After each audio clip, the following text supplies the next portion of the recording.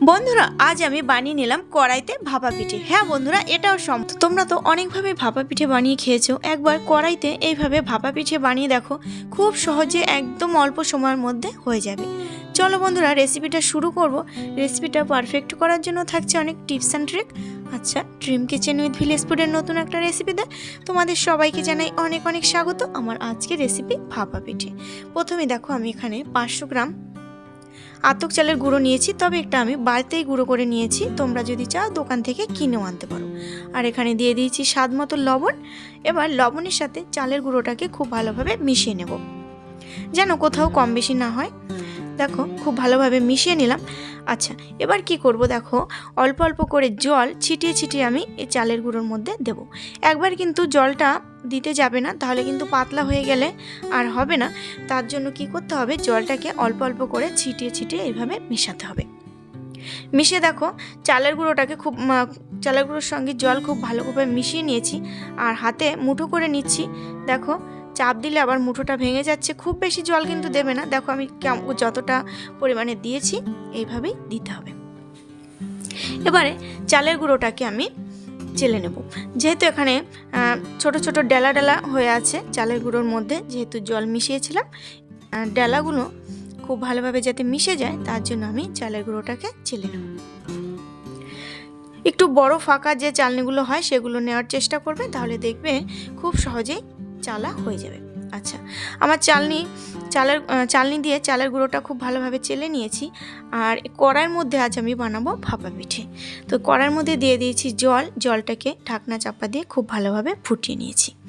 আচ্ছা, এবার দেখো, একটা ফুটো ফুটো থালা আমি এই কড়াইয়ের উপরে দিয়ে দিলাম। তোমরা এখানে নিচে স্ট্যান্ড বসিয়ে দিতে পারো। আমার যেহেতু থালাটা কড়াইয়ের মধ্যে খুব ভালোভাবে সেট হয়ে যাচ্ছে, যার জন্য আমার স্ট্যান্ড এখানে কিন্তু লাগেনি।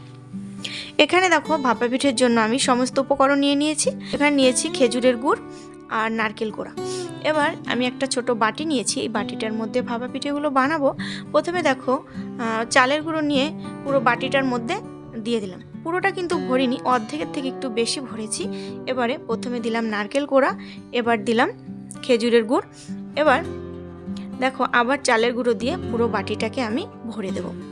তবে এখানে তোমরা আখের গুড় দিয়েও করতে পারো, কিংবা খেজুরের গুড় দিয়েও করতে পারো। তবে এখন খেজুরের গুড়ের সিজন যেহেতু, তাই আমি খেজুরের গুড় দিয়েই বানাচ্ছি।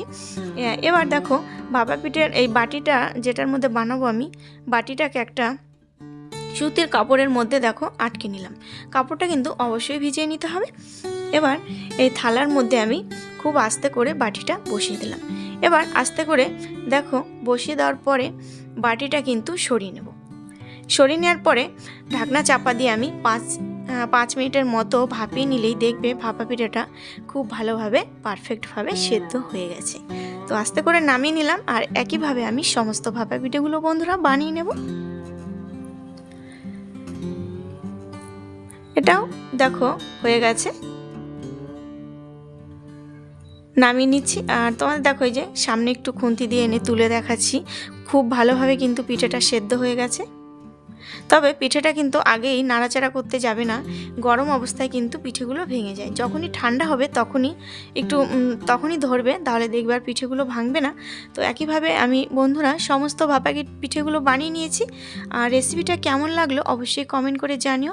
আমার পরিবারে যদি নতুন হয়ে থাকো অবশ্যই চ্যানেলটি সাবস্ক্রাইব করে নিয়ে পাশে থাকা বেল আইকনটা অন করে দিও, তাহলে নতুন নতুন রান্নার ভিডিও সবার আগে তোমার কাছে পৌঁছে যাবে। ভালো লাগলে অবশ্যই লাইক করো। নতুন একটা ভিডিওতে তোমাদের সাথে দেখা হচ্ছে। বাই।